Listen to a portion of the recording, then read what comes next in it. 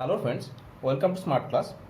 আজকে ভিডিওতে আলোচনা করব translation, Bengali to English translation. তোমরা যারা পিএসসি ক্লার্কশিপ মেন্সের জন্য প্রিপারেশন নিচ্ছ এবং আইসিটি সুপারভাইজার মেন্সের জন্য প্রিপারেশন নিচ্ছ, তাদের সকলের জন্য এই ভিডিওটি খুব কাজে লাগবে, খুব হেল্পফুল হবে। কারণ আজকে আলোচনা করতে চলেছি ট্রান্সলেশন, এবং তোমাদের এই দুটো পরীক্ষাতেই ডেসক্রিপটিভ ইংলিশ আছে, যেখানে ট্রান্সলেশনের পাশাপাশি রিপোর্ট রাইটিং, প্রিসি রাইটিং সেসবও আছে। তো আমি সেই সম্বন্ধে বলে রাখতে চাই যে তোমরা স্মার্ট ক্লাস চ্যানেলে প্রিসি রাইটিং, ট্রান্সলেশন এবং রিপোর্ট রাইটিং সমস্ত কিছুর ওপরই ভিডিও লেসন পাবে। তো সেগুলো অবশ্যই দেখে নেবে।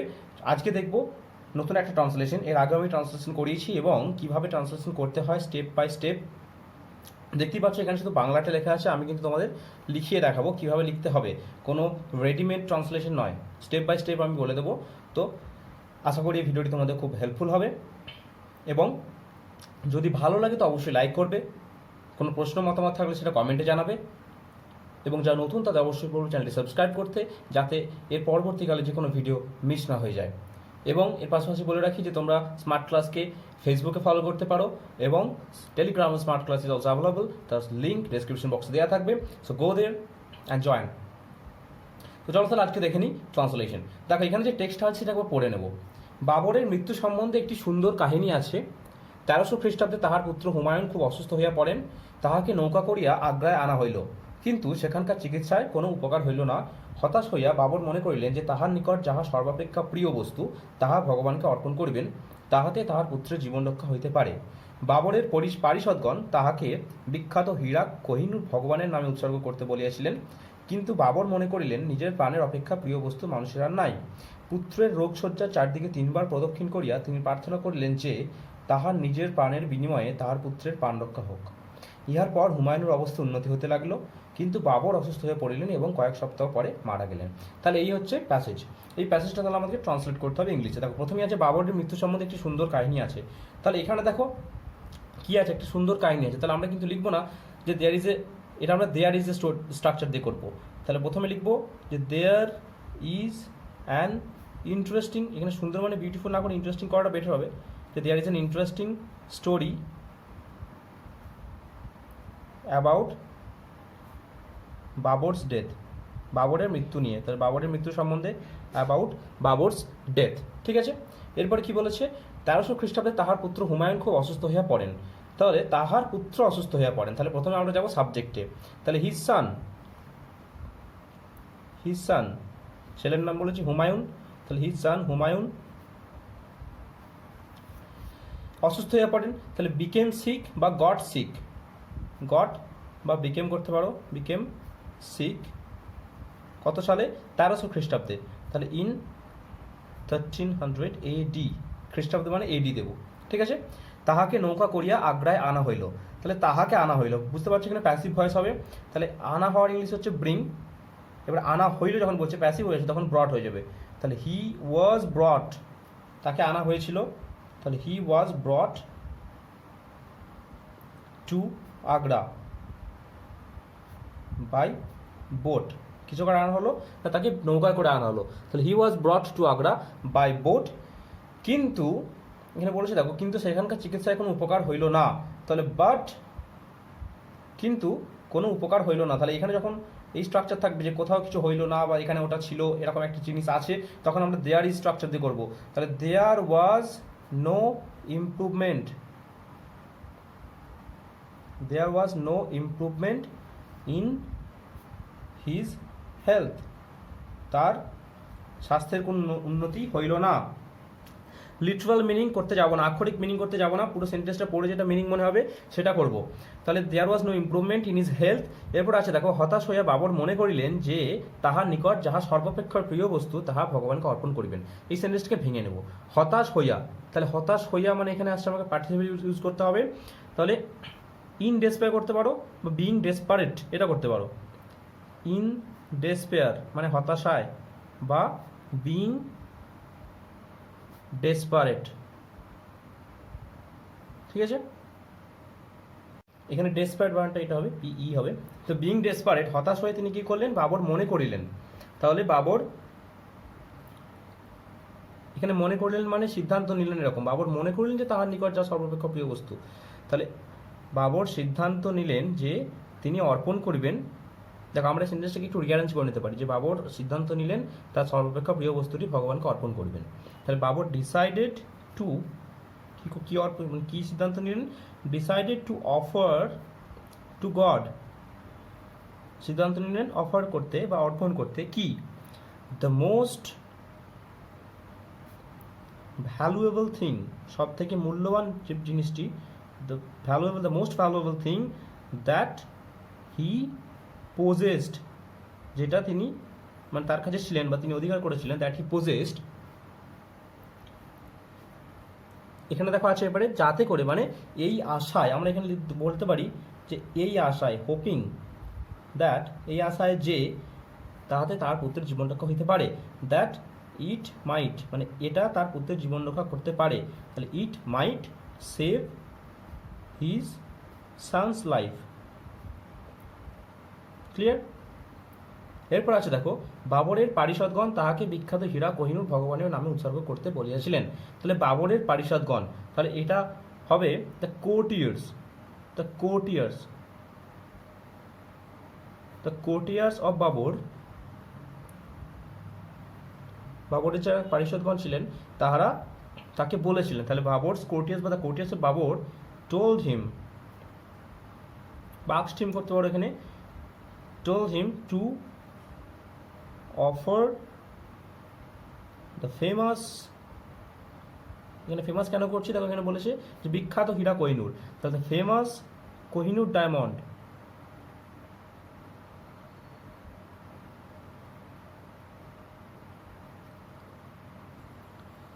তাহলে কোহিনূর ডায়মন্ড ভগবানের উদ্দেশ্যে দিতে বললেন।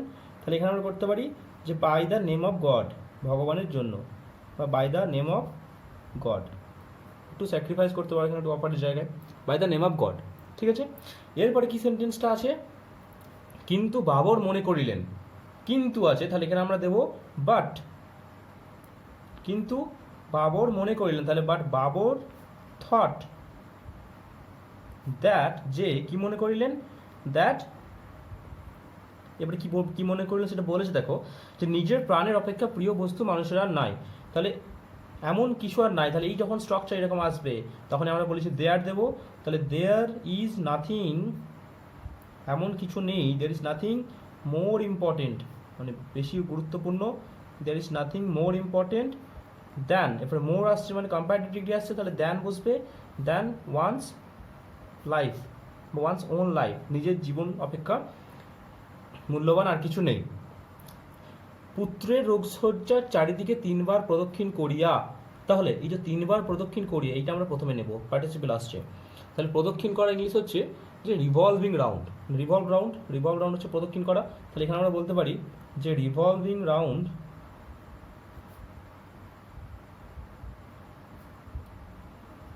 এবার পুত্র তো অসুস্থ, তাহলে হিজ এইলিং সান করে দিতে পারি আমরা এখানে, হিজ এইলিং সান, কমা রিভলভিং রাউন্ড হিজ এইলিং সান। এবারে বাবর কি ভাবছেন যে তার পুত্রের প্রাণ রক্ষা হোক, এই নিজের প্রাণের বিনিময়ে তিনি প্রার্থনা করলেন, তাহলে বাবর প্রেড, তাহলে বাবর প্রেড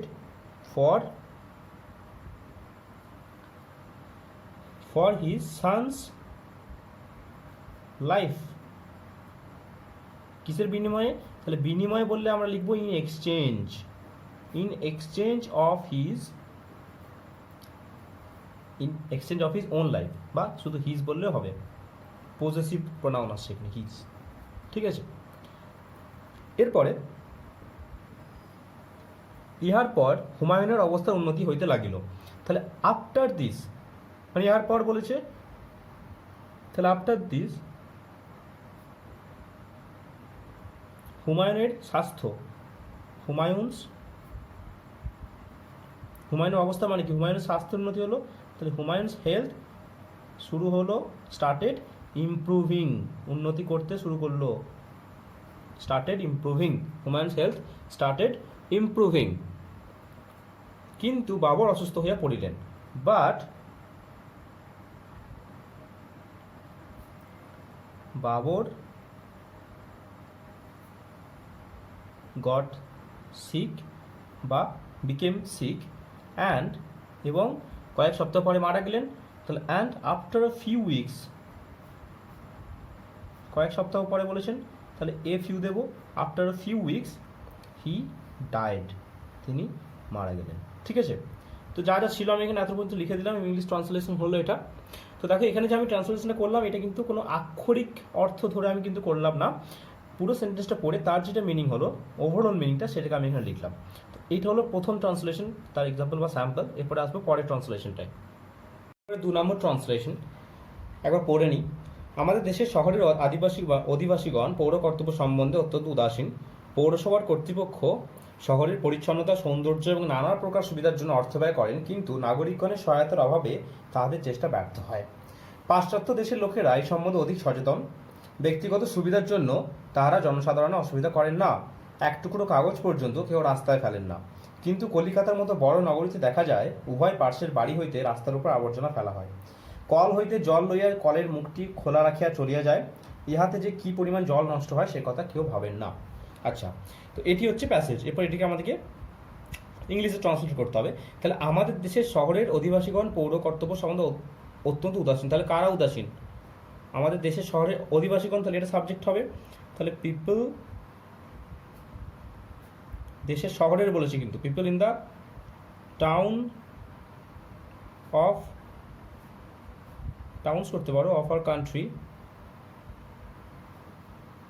এবার আর হবে, উদাসীন হলে কেয়ারলেস হবে, আর কেয়ারলেস পৌর কর্তব্য সম্পর্কে বা এই পৌর কর্তব্য সম্বন্ধে। তাহলে রিগার্ডিং, রিগার্ডিং সিভিক ডিউটিস, পৌর কর্তব্য বলতে এখানে আসছে সিভিক ডিউটিস। ঠিক আছে, এরপরে পৌরসভার কর্তৃপক্ষ শহরের পরিচ্ছন্নতা, সৌন্দর্য এবং নানা প্রকার সুবিধার জন্য অর্থ ব্যয় করেন। তাহলে কারা করেন? পৌরসভা কর্তৃপক্ষ। তাহলে the municipal authorities, the municipal authorities অর্থ ব্যয় করেন। তাহলে হবে স্পেন্ড মানি, অর্থ ব্যয় করেন বলছে, তাহলে স্পেন্ড মানি কিসের জন্য? শহরের পরিচ্ছন্নতা, সৌন্দর্য এবং নানা প্রকার সুবিধা জন্য। তাহলে দেখো পরিচ্ছন্নতা সৌন্দর্যকে বজায় রাখার জন্য এবং নানা প্রকার সুবিধা দেওয়ার জন্য। তাহলে এখানে আমাকে একটা ভার্ব আনতে হবে, ভেবে নিতে হবে যে বজায় রাখার জন্য, পরিচ্ছন্নতা দেওয়ার জন্য তো নয়। তাহলে পরিচ্ছন্নতা বজায় রাখার জন্য, তাহলে ফর মেনটেনিং, বজায় রাখার জন্য কী হবে? Maintaining cleanliness, cleanliness. এরপরে সৌন্দর্য, বিউটি অফ দ্য সিটি, এবং তার সাথে আছে এবং নানা প্রকার সুবিধার জন্য। তাহলে অ্যান্ড ফর প্রোভাইডিং, তাহলে সুবিধা দেওয়ার জন্য হচ্ছে প্রোভাইডিং হবে, and for providing benefits to the people. ঠিক আছে, কিন্তু নাগরিকগণের সহায়তার অভাবে তাহাদের চেষ্টা ব্যর্থ হয়। তাহলে বাট, কিন্তু তাদের যে চেষ্টা সেটা ব্যর্থ হয়। তাহলে দেয়ার এফোর্টস, তাদের চেষ্টা, দেয়ার এফোর্টস সেটা ব্যর্থ হয় বা জলে যায় বলতে পারি। তাহলে এই যে বিফলে যাওয়া, এটাকে আমরা বলি go in vain. Their efforts go in vain কিসের জন্য? ডিউ টু ল্যাক অফ, অভাবের কারণে, ডিউটি মানে কারণ আর ল্যাক মানে অভাব, due to lack of the cooperation of citizen, তাহলে তাদের সহায়তার অভাবে। তাহলে due to the lack of cooperation of the citizen. এরপরে পাশ্চাত্য দেশের লোকেরা এই সম্বন্ধে অধিক সচেতন। তাহলে পাশ্চাত্য দেশের লোকেরা, তাহলে লোকেরা প্রথমে আসবে, the people of the western countries, the people of the western countries, তারা হয়, তাহলে আর হবে, আর মাচ কনসাস, অনেক সচেতন বলেছে, মাচ কনসাস বা অধিক সচেতন। তাহলে মোর কনসাস করতে পারি, এখানে আমরা মোর কনসাসও করতে পারি, মাচ না করে, যেহেতু অধিক বলেছে তাহলে মোর কনসাস করব। আর মোর কনসাস ইন দিস ম্যাটার, এই সম্বন্ধে বা এই সম্পর্কে বা এই বিষয়টি নিয়ে। তাহলে ইন দিস ম্যাটার। এরপরে ব্যক্তিগত সুবিধার জন্য তাহারা জনসাধারণ অসুবিধা করেন না। তাহলে তাহারা, তাহারাটা হবে সাবজেক্ট। তাহলে প্রথমে আসবে যে দে করে না, তাহলে ডু নট কজ মানে ঘটায় না, কি ঘটায় না, অসুবিধা। অসুবিধা ইংলিশ হচ্ছে inconvenience. They do not cause inconvenience for, এরপরে কি দেবো, দেখো এখানে আছে ব্যক্তিগত সুবিধার জন্য, তার মানে ব্যক্তিগত সুবিধা চরিতার্থ করার জন্য, তাহলে ফর পার্সোনাল বেনিফিট করতে পারি, বা ফর দ্য গ্র্যাটিফিকেশন। গ্র্যাটিফিকেশন কথাটা শিখে নাও এখানে। গ্র্যাটিফিকেশন মানে হচ্ছে চরিতার্থ করা, for the gratification of personal need, মানে নিজেদের যে চাহিদাগুলো সেগুলোকে আমরা পূরণ করার জন্য যখন চরিতার্থ করি সেটাকে বলা হচ্ছে গ্র্যাটিফিকেশন অফ পার্সোনাল নিডস। ঠিক আছে। এক টুকরো কাগজ পর্যন্ত কেউ রাস্তায় ফেলেন না, তাহলে কেউ ফেলেন না মানে নো ওয়ান বা নো বডি। এরপরে রাস্তায় ছুঁড়ে ফেলা কিছু কেটে বলা হয় লিটার, তাহলে নো বডি লিটার্স হবে। Nobody litters a single piece of paper, এক টুকরো কাগজও ফেলেন না, তাহলে nobody litters a single piece of paper. কোথায় ফেলেন না, রাস্তায় ফেলেন না, তাহলে অন দ্য রোড। ঠিক আছে। এরপরে কিন্তু কলিকাতার মতো বড় নগরীতে দেখা যায় উভয় পার্শ্বের বাড়ি হইতে রাস্তার উপর আবর্জনা ফেলা হয়, তাহলে এরপর আমরা বাট দেব। বাট কোথায় দেখা যায়, কলকাতার মতো বড় শহরতে, তাহলে ইন মেজর সিটিজ বা বিগ সিটিজে করতে পারি। ইন মেজর সিটিজ, কলকাতার মতো বলেছে, তাহলে লাইক কলকাতা, এটা দেখতে পাওয়া যায়। এটা দেখতে পাওয়া যায় মানে মানুষকে দেখতে পাওয়া যায় যে এটা ফেলা হচ্ছে, রাস্তার উপর আবর্জনা ফেলা হচ্ছে, তাহলে এখানে আমরা লিখবো but in major সিটিজ like Kolkata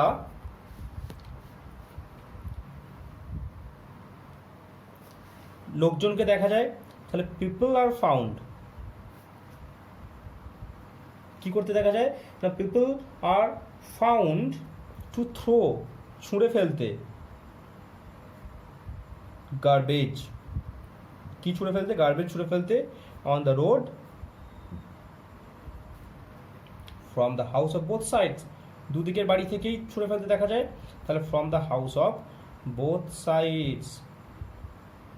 আচ্ছা, এরপরে কল হইতে জল লইয়া